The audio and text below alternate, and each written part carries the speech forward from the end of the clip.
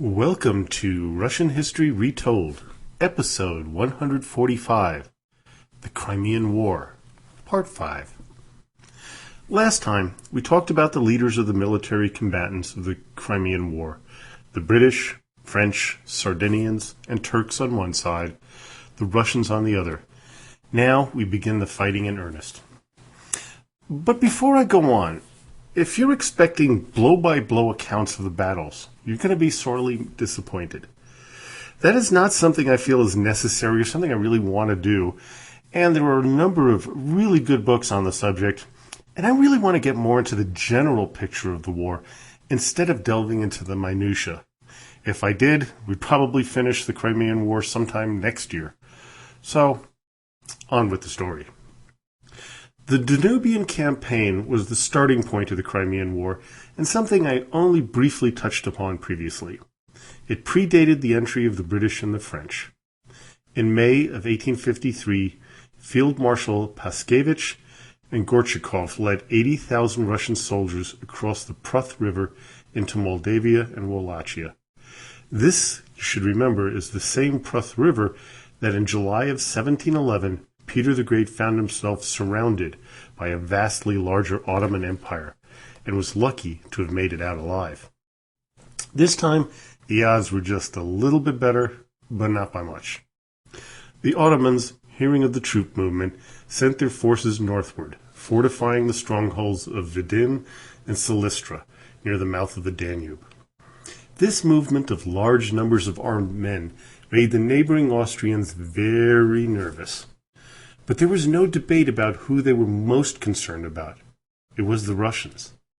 Try as they might, diplomatic missions to Vienna failed to convince the Austrians to join with the Russians against the Turks. This is the same failed foreign policy that Nicholas I kept trying with the British. He just couldn't get it into his head why they didn't want to just carve up the collapsing Ottoman Empire.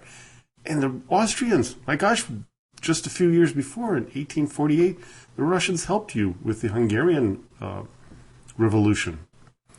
But the Tsar just couldn't get into his head that Russia was now seen as a far greater threat than the Turks. Many men would suffer for those misconceptions. Austria, for its part, amassed over 280,000 men near Vidin, which dissuaded Russia from advancing. Nicholas was shocked, but realized they had to be careful in not antagonizing his former ally into joining in on the war against Russia. That would have been a war they could never have won. A number of battles ensued between Russian and Turkish forces, including the siege of Silistra between April 14th and June 23rd, 1854. None of the battles were decisive, but the death toll on the Russians was in particular staggering. Of the 80,000 men who crossed the Pruth, only half of them survived, most dying of disease and not combat. Nicholas and his generals wanted to press on and incite the Orthodox inhabitants to join them in rebellion against their Turkish masters, but the populace was reticent to do it as they feared reprisals if the Russians were unsuccessful, and this had happened a number of times in history, so they were very justified. But then something happened that jolted the Russians back into reality. The British and French were in Varna, a Black Sea town in what is now Bulgaria, and they were preparing an invasion of the Crimea. On July 26, 1854, Tsar Nicholas ordered a withdrawal from the principalities after suffering a series of defeats by the troops led by Omar Pasha. The only stronghold left defended by Russian troops was in northern Dobruja, a region of what is now Romania and Bulgaria. The Austrians, of course, they came into the region as a peacekeeping force, but also as a reminder to the Russians that should they have any thoughts of returning, they'd be there to greet them. The Russians never did. So the Allies are sitting in Varna and are preparing for an invasion of Crimea. They are firm in their belief that the war would be over quickly and decisively. This is the same mindset that would be found between the combatants of World War I. And that makes it kind of, surprising that in World War I they thought they could do this, where they had the experience in the Crimean War, but I guess many people forget history. So now it's the morning of September 14th, 1854, and the invasion forces begin landing at Calamita Bay in the Crimea. At 7 a.m., the French made it first on this sunny morning. They landed 3 infantry divisions with very few horses, though, which made their landings pretty easy. The British, on the other hand, started at 9 a.m. and had a much harder time as they had a large cavalry. The horses aren't just going to jump into the water, so they had to be kind of floated in on these barges, and it was really difficult. And also, the rains began in the early afternoon, beginning with a light drizzle and then turned into a deluge. While researching the landing, I was really shocked to find out that the 27,000 men of the British Army had no tents. Lots of horses, but no shelter. Now the French, on the other hand, had almost no horses, but lots of tents. As for the Ottomans, well, they had neither. The misery must have been pretty intense. To make matters worse, the Allies forgot to bring anything to transport the sick or wounded. As one war correspondent put it based on interviews with medical officers, quote, "Do make a note of this. By, they have landed this army without any kind of hospital transport, litters or carts, or anything. Everything was ready at Varna. Now with all this cholera and diarrhea about, there are no means of taking the sick down to the boats." Yes, cholera was rampant, caused by the bacterium Vibrio cholera. It was a deadly disease whose cause was not known until the Italian anatomist Filippo Pacini isolated it, coincidentally enough, in 1854.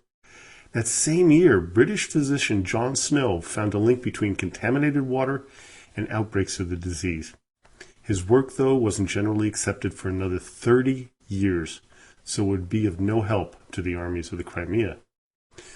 Now, the Russians, for their part, were acutely aware of the dangers of cholera, as an epidemic between 1847 and 1851 had killed more than 1 million countrymen.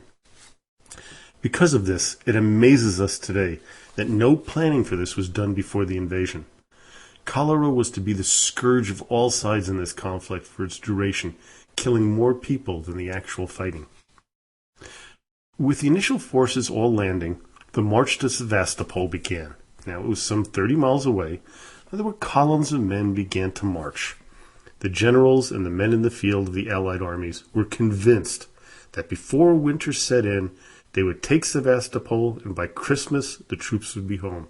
There were letters to that effect. There were cables sent to London and Paris. They were sure this was going to be quick and easy. But now, instead of rain, the French, British, and Ottoman armies were met with blistering heat.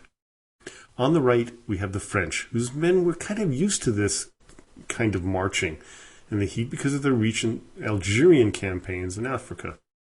The British on the left were utterly miserable and began to abandon their helmets and gray coats.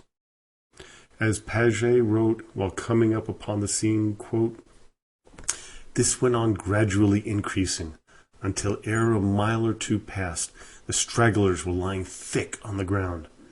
And it is no exaggeration to say that the last 2 miles resembled a battlefield."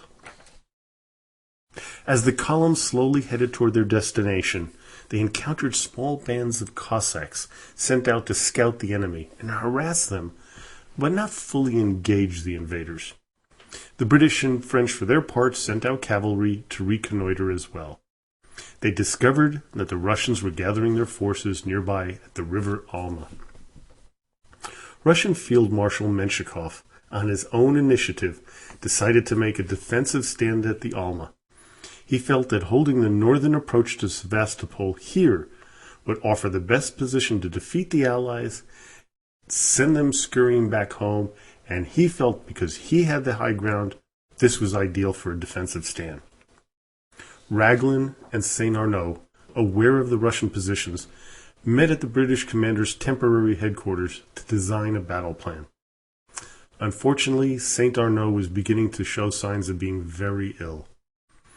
Another problem came up as the Allies had very poor maps of the area and little solid intelligence as to where the Russian troops lay in wait. The Russians, for their part, of course, because this was their land, had very good maps and good intelligence going on because of the Cossacks. The evening of September 19th, 1854, saw the men from both sides preparing for battle, with fires being lit all through the countryside. As Captain Chodowich of the Russian army describes the scene, quote, "As it became dark, we could see plainly enough the enemy's fires on the river Boldanak. I lay down in my hut of branches and tried to sleep, but in vain, notwithstanding the fatigue of the previous day. I rose about 3 o'clock. It was still dark. The soldiers were collected around the huge fires they had kindled with the plunder of the village of Bourlioc, and orders had been given to burn all the huts in the branches, which had added to the number of fires. After a short time, I went up the hill to take a peep at the bivouac of the Allied armies. Little, however, was to be seen but the fires, and now and then a dark shadow as someone moved past them. All was still, and had little appearance of the coming strife. These were both armies lying, as it were, side by side. How many, or who, would be sent to their last account? It would be impossible to say. The question involuntarily thrust upon me. Should I be one of that number? As I mentioned earlier, I won't be going into the details of the Battle of Alma, but I'm going to be pointing out some important facts and events within it. Suffice it to say, it was a rout by the Allies, with the Russians giving up the high grounds because Menshikov didn't think they could climb the high walls to his flank. Here are some other reasons, and some really important ones, why the Russians had to make a hasty retreat. And one of the main items that was likely the tipping point in favor of the Allies in the battle, and that is the mini-ball. Designed by French Army Captains Montgomery and Henri Gustave d'Alvange in 1848, it was to play crucial roles in both the American Civil War and the Crimean War. It was a conical, cylindrical, soft lead bullet with exterior grease-filled grooves that greatly increased the accuracy and range of the riflemen using it.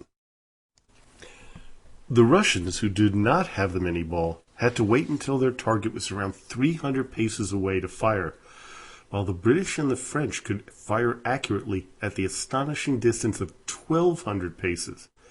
You just cannot underestimate the advantage this gave the Allies. One real big problem the Russians had was Field Marshal Menshikov. He acted like his army was an independent fiefdom, as Royal puts it. He didn't talk to any of the military people in St. Petersburg or Warsaw, and he sent direct orders down the command line with no discussions. His word was all that mattered, and woe be it for anyone who displayed independent initiative. This is really a major reason for the Russian losses at the Battle of Alma. On the Russian side, the casualties were grave. Of the 33,000 men in the field, 5,709 died. For the French and British, out of 28,000, 3,342 were killed. But most importantly, Saint Arnaud was to die 4 days after the battle on September 29th, leaving a momentary gap in French leadership. Another thing to point out about the Battle of Alma that was to be a recurring theme of the Crimean War as well as the American Civil War, and this is the real tragedy of this war, is that if you were going to be a casualty, you would hope it would be a quick death. As Royals put it in his book on the war, quote, "The most fortunate casualties were those who received direct hits from the Russian artillery fire. They died instantly and were beyond suffering. For those who received abdominal wounds or had limbs torn off, there was a long, slow wait for the orderlies to pick them up off the battlefield, and then an uncertain future as doctors patched them up behind the lines. Many survived the operations, only to die a few days later from post-operative infection, for battlefield surgery was still a dirty business. Surgeons operated with unsterilized instruments. Wounds were dressed with lint from discarded linen, and operating tables were usually encrusted with the blood blood and detritus from previous patients. Then, together with those suffering from cholera, many were dispatched by ship to the unsuitable British military hospital at Scutari, which had been established in a Turkish cavalry barracks, and where conditions quickly became overcrowded and insanitary. It sounds appalling, and it was, but the conditions were only marginally worse than those endured in civilian hospitals at home, where antisepsis was still in its infancy. Sometimes makes you wonder how, humankind survived from all of this. Now, for those of you who are connoisseurs of the history of the American Civil War, you can see the corollaries immediately. Except there's one difference which I just discovered in researching this podcast. In the American Civil War, and I did not know this, there were almost no outbreaks of cholera. This was strictly in the Crimean War as opposed to the American Civil War. Kind of an interesting difference. Well, as for the Battle of Alma itself, it was marked by a series of errors of judgment, indecisiveness, and mistakes, many of which were committed by Menshikov, but not him exclusively, as both sides blundered repeatedly. What really turned the tide was a really brave decision by the British commander Lord Raglan to move to the front line and rally his and the French troops.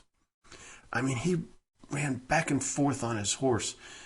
If anybody had remembered seeing the movie Dances with Wolves, and at the beginning, the Civil War battle where the lead actor goes back and forth on his horse, just daring the sharpshooters to hit him. And it really rallied the American troops and, that just gave them so much energy. But this was Lord Raglan himself, the commander of the British troops, and he moved up to the front. Now, had any of the Russians had a sniper nearby, Raglan would have been an easy target. Instead, he rallied his troops, turned a close battle into the rout it would become, and he pushed the Russians off their superior defensive positions. Within 3 hours of the major part of the fighting, it was over. By 4 p.m., the Russians were in full retreat, and the Allies in the field must have been elated that things went so well and that battle lasted such a short time. As we shall see, this may have been a curse instead of a blessing. But what happens afterwards is the French and the cavalry of the British start arguing. Like, why the heck aren't we going after them? Why aren't we continuing pressing? Why aren't we just going in there? Raglan was like, wait a minute. You can't just send light cavalry out there. Those Russians have some pretty good cavalry of themselves, and they're heavy cavalry, and they are out there. And we can't just send you out there because our men are too tired to back you up. And so this argument kept on going back and forth. But Raglan, of course, was the commander, and he took over. Now, back in London and Paris, news reached an excited populace. Many thought, hey, that's the Battle of Alma. I told you, it foretold the future. Sevastopol would have to be easy pickings for the Allies. Well, as we know, nothing could have been further from the truth. Well, I hope you enjoyed today's podcast. Join me next time as we cover the Russians' retreat, the missed Allied opportunities, and the Battle of Balaclava, and the famous charge of the Light Brigade. As always, I'm going to tell you, join us at Facebook. It's really got some great discussions going on, and so it's a lot of fun, and I really enjoy it, and I get some great ideas from you, the listeners who join me there. So do stop by where you can ask some questions, leave comments, join the discussions. We've had one about whether Putin blinked in the recent events in the Ukraine. Ukraine. Should not be saying the Ukraine. I've been corrected many times on that one. So, as always, до свидания и спасибо большое.